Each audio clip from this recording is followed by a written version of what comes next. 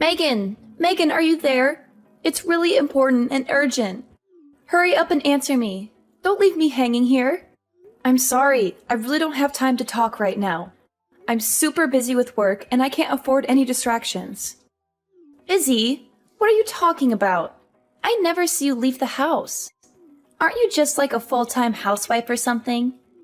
You know, cooking, cleaning, taking care of the kids, that kind of stuff. How hard can that be? My brother must be very stressed and miserable to marry a useless wife like you. Hey, you watch your mouth. I've told you a bunch of times already that I work from home. I have a remote job as a web designer, and I have deadlines and projects to finish. And before you ask, yes, my husband and I basically make the same amount of money. We both have successful careers, and we're both very happy with our arrangement. Well, 1, who said I was going to ask? And 2, I really doubt that. I mean, isn't he a manager at some Fortune 500 company or something like that? Are you really trying to say that you make the same amount as someone with that kind of prestigious and high-paying job? Well, if that's true, then you guys must be really swimming in money over there, huh? Man, you better be lying or something, because I am so jealous right now if that's true. How about sharing a little bit of that with me? I wouldn't mind a weekly allowance, you know. Just a small token of your generosity. What are you talking about? Does that have anything at all to do with why you messaged me in the first place? You said you needed to talk to me about something important and urgent. What is it? Oh, come on. Don't change the subject. I know you got more money than you know what to do with. Why can't I have some too? You're my sister-in-law, after all. You should help me out when I'm in need. Maybe because the money we have, we worked really hard to earn. We didn't just get lucky or inherit it from someone. We studied hard, got good grades, went to college, got degrees, applied for jobs, worked our way up the ladder, and saved up for our future. We didn't spend it on frivolous things or waste it on bad habits. We made smart choices and we're proud of them. I mean, I know you had that part-time job for a little bit while you were in high school, but have you ever even had a job after that? That's what I'm saying. That's why I need money, because I don't have a job and I don't want one either. They're boring and stressful and they take up all your time and energy. Besides, my boyfriend and I want to travel somewhere and we need money to do that. We want to see the world and have fun and enjoy life while we're young and beautiful. Then do what we did. Find a job, work hard, save up, and then you can go on your trip. That's how most people do it. Are you serious? But that's so lame. I could never do something as uncool as that. Are you calling having a job uncool? It's not that I disagree with you, but I really worry for your future if that's how you think of working. How are you going to support yourself when your boyfriend dumps you or when your parents stop giving you money? Well, duh. That's because I'm just going to marry rich and never have to worry about any kind of lame stuff like that. That's my dream and my plan. And don't worry about my boyfriend dumping me or my parents cutting me off. They love me too much to do that. What? Is that really your plan? Just marry rich? Has it ever occurred to you that someone that rich might want someone just as motivated to work and succeed? What? And are you trying to say that I'm not that kind of person or something? Are you trying to insult me or hurt my feelings? Because if you are, then you're doing a terrible job at it. Well, I know you don't have a job, and I'm pretty sure you never do any kind of housework either, so... And you're cooking. Well, remember what happened last time you tried to make something for the family, right? We all just ended up ordering takeout after one bite. You said you wouldn't bring that up. That's not fair. And remember that healthy dish you tried to make that one time? It was that stew that you just dumped a whole bottle of vinegar and that terrible health powder into? Oh man, that was a classic. But anyways, I guess my point was to say that you probably don't cook much around the house either. You probably just order food or eat out all the time. It wasn't the whole bottle, you know. Besides, we'll just hire a maid for all those kinds of things, so problem solved. Yes, you're very clever. Alright, well, do what you want, I suppose. Anyways, I have to deal with some clients, so I can't text anymore. See ya. That's fine. I was going to head over to your place to hang out anyways. What? You mean, like right now? I'm sorry, but I have a couple of friends coming over tonight. Let's hang out another day, okay? Oh, don't worry. I don't mind. They won't bother me at all. That's not what I was worried about. I'm the one who's going to be bothered. You always crash my parties and make everything awkward and annoying. Do you remember the last time you went to my house while my friends were here? You made fun of our hobbies and interests and acted like you're better than us, which caused trouble and drama and ruined the mood for everyone. I already said it'll be fine. See you in a little bit. Flora, where are you right now? Where I am is none of your business. You're my sister-in-law, not my mother. It's not your duty to keep tabs on me and monitor my every move. I don't have time to argue with you. Tell me the truth. Did you sneak into my driveway and take the Ferrari that was parked there for a joyride? I need to know right now. Answer me. What's the big fuss? Why are you freaking out? It's no big deal. My boyfriend and I just thought it would be fun to take it for a little spin, that's all. What? A spin, huh? Yep, the wind and sun just feel amazing. We didn't do anything wrong. We just wanted to have some fun. And where, may I ask, did you get the keys for that car? Well, when I was leaving your place, I saw the key case lying there in a bag, and I just kind of helped myself. I thought you wouldn't mind if I borrowed it for a while. You wouldn't even notice if one was missing. You just rummaged through a bag you found at my place? It wasn't some random bag, it was yours. And I figured since we were sisters, what's yours is mine kind of thing, you know? Sharing is caring and all that. Flora, that bag wasn't mine. I don't own a bag like that. Oh, really? Oh well, I guess it doesn't really matter exactly whose bag it was. I mean, who could even worry about the small details like that when the keys to a Ferrari are sitting right there in front of you? It's like fate or something. Well, you better start worrying about them. Anyways, my boyfriend and I wanted to pretend honeymoon, so that's why we took it. We'll be back in a few days. You took that car so you two could go have a pretend honeymoon? That's what I said. And this guy says he goes to Harvard, so, you know, he'll be set for life. Maybe we'll even get married for real one day. Of course, if that were the case, then we could go abroad for our honeymoon, of course. I can picture it now, globe-trotting from one fancy hotel to the other with my new husband. It sounds dreamy, doesn't it? And now we're getting to practice that in this Ferrari. I would have never guessed this would be happening to me in 1,000 years. Today might be the day I ask him what he thinks about, you know, tying the knot. Stop talking about your fake honeymoon and return that car right now. Yuck. Chill out. Flora, this isn't a game. I am being serious. Don't let things go too far. Why are you always trying to spoil my fun, huh? How come you never told me you owned such a cool car? Why did I just find out about this today? Flora, the car isn't mine. Wait, are you serious? It's not your car? No, it belongs to one of my friends who was at my place when you came over. You're not talking about the one really poor-looking lady, are you? That lady is not poor in the slightest. Well, if she really was rich enough to afford this car, then how come she wasn't wearing any expensive clothes or anything when I was there, huh? Because she's just the type of person who likes to spend money on cars and not clothes. Oh, I see what you're doing here. You're just jealous and you don't want me to have any fun. I get that you didn't want to lend the car out, but there is no need to lie to me about who really owns it. Oh my god.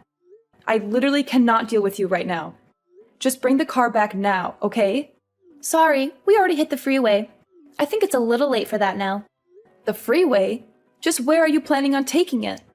Don't worry about it. Daniel is a great driver. It'll all be okay. Has he ever even driven a sports car like that before? Nope, he says it's his first time. And you took it on the freeway? I know. Isn't it so cool? Just bring that car back now, okay? How many times do I have to say this isn't my car? Why are you so stubborn? Nah, we're good. After all, we need to use this car to get around on our fake honeymoon. This isn't a game, Flora. I'm being serious. Oh, and one more thing. I borrowed your credit card. Hold on a second. You did what? Yeah, I borrowed your credit card. Why didn't you tell me about that either? I didn't know you were a black card holder. I thought they only gave those out to celebrities and famous people and stuff. You must be really rich and successful, huh? What do you mean, black card? I don't have a black card. It's bad to keep lying to your sister-in-law like this, you know. You should be more honest and generous with me. After all, we're family, right? Wait, I am being serious. Do you have a problem with reading comprehension? That card is not mine. It belongs to someone else. Anyways, we'll be taking both your card and your car for our little escapade. We already stopped to get lots of clothes and other supplies for our trip with the card. And of course, we spared no expense and got all branded stuff. I think we've already spent like 20 grand or something. You've spent $20,000 using that card already? Yeah, and it doesn't seem like we're even scraping the limits of what this card can do. Who knew you could do so much with a black card? Man, you are persistent. Look, Megan, I'm trying to enjoy my fake honeymoon here, so I'm going to block you until we get back. Flora, you better not. Too late. Bye-bye.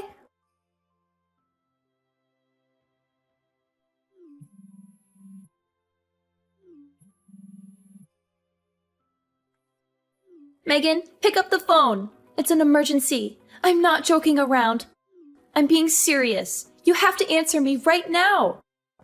What do you want? I'm busy right now. Can't you leave me alone for once? I can't use your credit card anymore. It stopped working. Was it a fake or something? Did you trick me into taking a fake card? Was the black card you stole a fake? Yeah.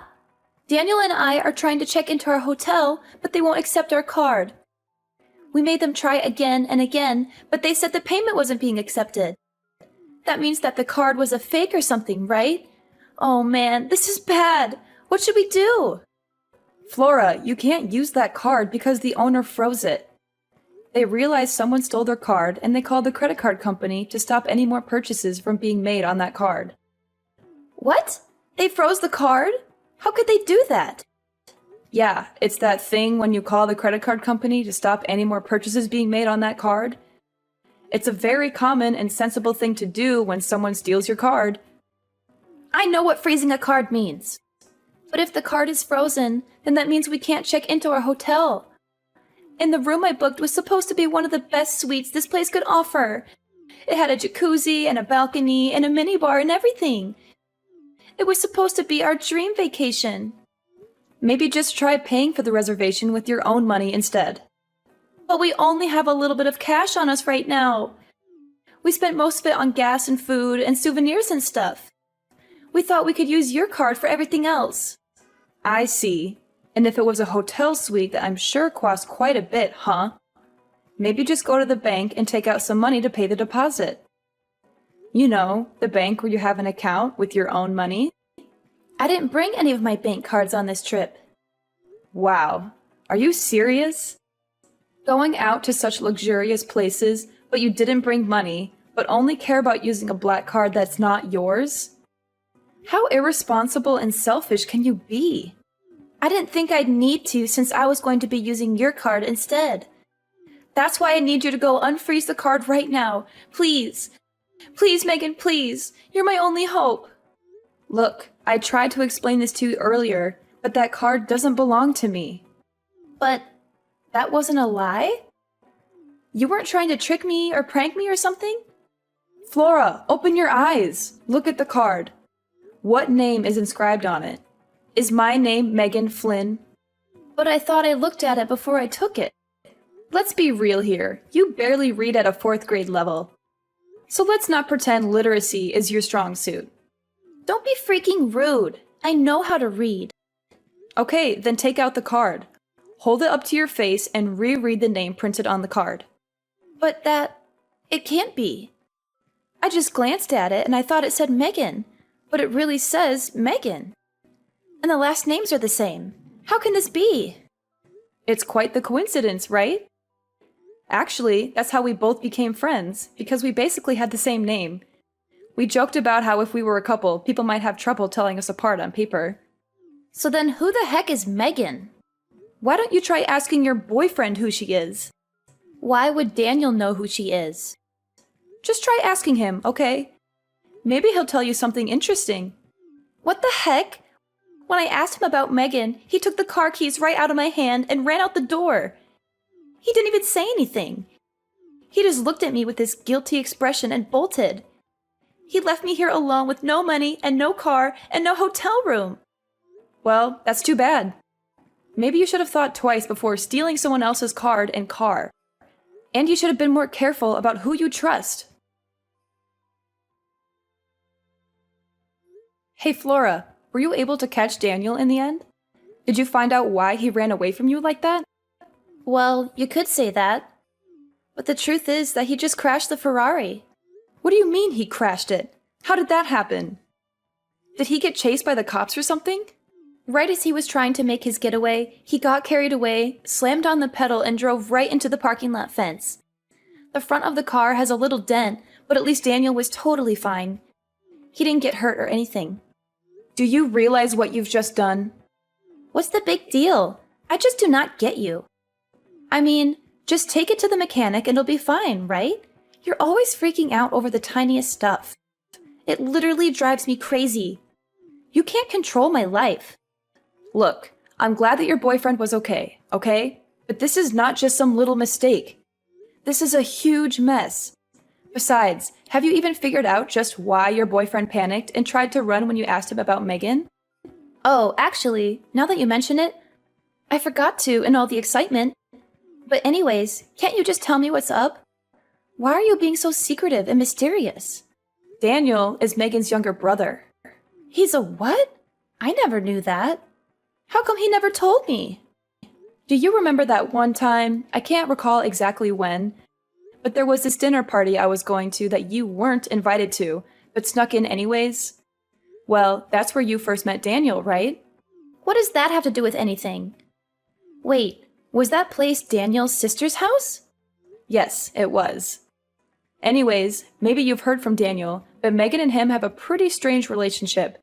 So that's probably why he flipped out when you told him that the cards you just borrowed actually belonged to his older sister, Megan. So that means that the car also belongs to Megan? Yes, that's what I've been trying to tell you. The car and the card are both hers. Come again? Okay, I'll try to explain everything from the top one more time. Neither the Ferrari you were driving nor the black credit card you were using belong to me. Both of those things that I just listed above belong to Megan. Wait, so then her own little brother doesn't even know what kind of car she drives? Well, she just picked up the car about 3 days ago or something. I'm not sure Daniel ever knew she owned it to begin with. At least that's what Megan is telling me right now. Megan is there with you? Yup. And is she mad at all? I would describe her as very mad, actually. And after using her card to buy $20,000 worth of crap, on top of all the fees you'll have to pay to take the car into a specialist who deals with imported cars, you're probably looking at about $100,000 in damages, at least. $100,000? And that would be the low end of how much you might owe at the end of this. That is why Megan has just been furious since this morning, really. I mean, who knows what she'll do to you both when you get back. Honestly, she's had a pretty scary face all day. It's starting to creep me out. I'd be worried. It's that bad, huh? Seems that way, yes. And one more thing. What else could you possibly have after all that? Well, we got a call from the hotel you two were just trying to check in at. The hotel called you? What did they want to talk about? Well, Megan's husband actually manages a resort company, and it turns out he's pretty close with the owner of that hotel. So he got a call right away when someone using his wife's card showed up. Wait, what are you getting at? What are you going to say next? I'm getting there. Anyways, I guess the police showed up to the hotel to ask about who this person with his wife's card was, and was asking Megan's husband if they wanted to pursue any legal action. I mean, I won't lie. She's not a lady you want as your enemy. Anyways, on that note, I gotta go. See ya. After dealing with the crashed car, Flora and Daniel finally came back home, both looking like dead men walking. They were exhausted, scared, and ashamed of what they had done. Megan was, of course, waiting for them in a swiveling chair we have, just so she could turn around dramatically to greet them as the two of them got on their knees to beg for her forgiveness. She had a cold and stern look on her face as she took out an envelope from her breast pocket and handed it to them. Inside was an invoice for $70,000. Listed there were, of course, the goods purchased with her stolen card, as well as the estimated cost for the Ferrari repairs. Towards the end of the items, however, was also listed the repairs on the hotel parking lot's fence, which was destroyed in the accident, as well as a hefty fine for reckless driving. Megan told them they should both be grateful that she didn't call the police on them or sue them for damages. She said she was being generous and merciful by giving them a chance to pay her back. Now, Flora is working at one of Megan's husband's resorts. She has to do all kinds of menial and humiliating tasks, such as cleaning toilets, scrubbing floors, and serving rude guests. Meanwhile, Daniel had to drop out of college and find a job at a company owned by a friend of Megan's. He has to work long hours in a cubicle, doing boring and tedious paperwork. He also has to endure the constant mockery and harassment of his boss and coworkers, who know he is there only because of Megan's influence. She made sure to wish them both good luck in paying back every single dime they owe. She also said she would be keeping an eye on them and monitoring their progress. She still goes to check on the two of them periodically. I think she gets some kind of sick pleasure out of seeing them both work so hard for what they did to her. She always has a smug smile on her face when she visits them. She says she is just being friendly and supportive, but I know she is really enjoying their misery.